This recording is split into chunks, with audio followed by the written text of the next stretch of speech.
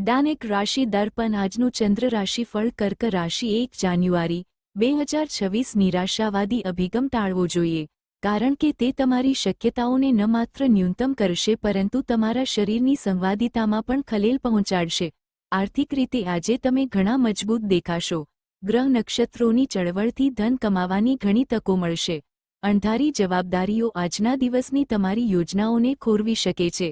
આજે તમે પોતાની કરતાં અન્ય માટે વધુ કામ કરતા દેખાશો.